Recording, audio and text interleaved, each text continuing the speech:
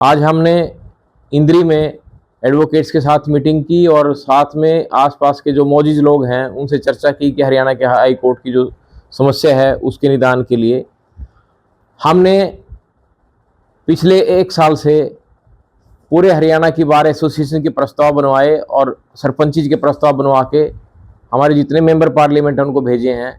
हम चाहते हैं कि हरियाणा का अलग हाई कोर्ट होना चाहिए, पंजाब का अलग हाई कोर्ट होना चाहिए, ताकि लोगों को शीघ्र और सस्ता न्याय मिले, न्याय जनता की भाषा में मिले। इसके लिए हम प्रयासरत हैं। और एक और बड़ा इम्पोर्टेंट टॉपिक है जिसके लिए हम आज संघर्षरत हैं कि हरियाणा और पंजाब के एडवोकेट्स को वेलफेयर स्कीम्स का बेनिफिट नहीं मिल पाता। 1.25 लाख से ज़्यादा हमारे वकील हैं जो एडवोकेट्स वेलफेयर फंड एक्ट के लाभ मिलने से वंचित हैं। पंजाब सरकार भी कोई बजटरी प्रोविजन वेलफेयर के लिए नहीं कर पाई।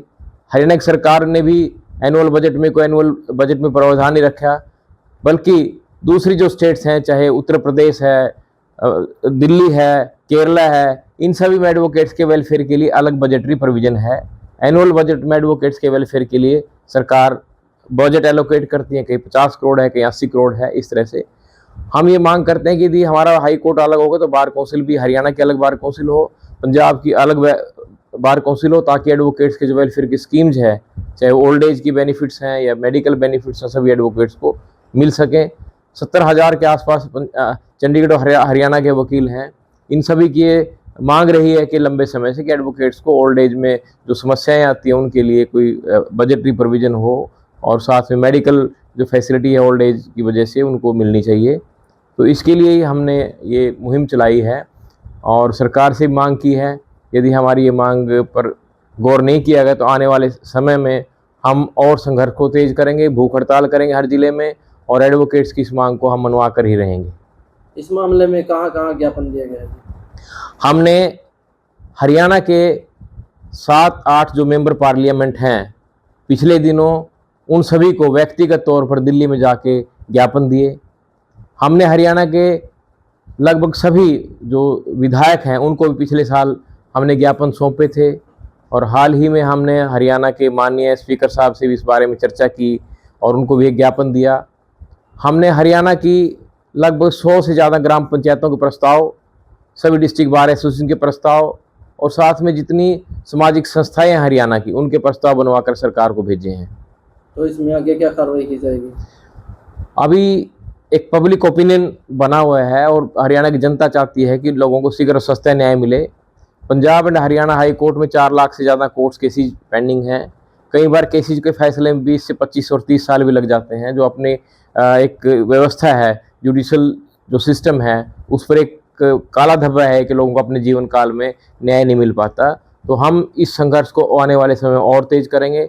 हमारा प्रयास होगा कि हम हर जिला स्तर पर बार एसोसिएशन में जाएंगे, वहाँ पर भूख हड़ताल करेंगे और एक हमारी ये नीति होगी कि शीघ्र इस पर सरकार निर्णय ले, पार्लियामेंट में एडवोकेट्स एक्ट में अमेंडमेंट करे, अलग से बार काउंसिल बने और हरियाणा और पंजाब की अलग अलग हाई कोर्ट्स हों। मैं Shubham Sharma, advocate, Punjab and Haryana high court. जैसे कि मेरे से पहले हमारे चेयरमैन साहब ने इस मुद्दे के बारे में, इस मुहिम के बारे में आपको बताई दी है कि हमारी मांग अलग हाई कोर्ट और अलग राजधानी की है।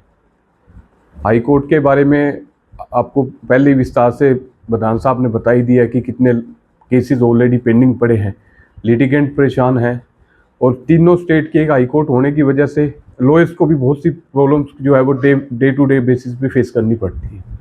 उसके साथ साथ हमारी मांग हाई कोर्ट के साथ साथ अलग राजधानी की है। हमारे देश के अंदर हर एक स्टेट के पास अपनी राजधानी है, पर ये हमारा दुर्भाग्य कह लो या कुछ भी इस चीज़ को समझो कि जिसकी वजह से हमारी तीनों स्टेट की एक ही राजधानी है और उसकी वजह से जो प्रॉब्लम है वो आम जनता को फेस करनी पड़ती है।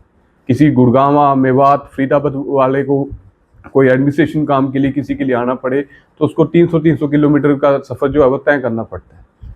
तो हमारी तो मांग यही है कि जहाँ भी सरकार को सही लगे उसी के लिए हम काम करने लग रहे हैं, ज्ञापन देने लग रहे हैं कि जहाँ सरकार सही समझे हरियाणा की अपनी अलग से राजधानी हो, ताकि उसको अपनी एक अलग से पहचान मिल सके, अपनी एक राजधानी मिल सके। यही हमारा इस मुहिम को लेके चलने का मकसद यही है।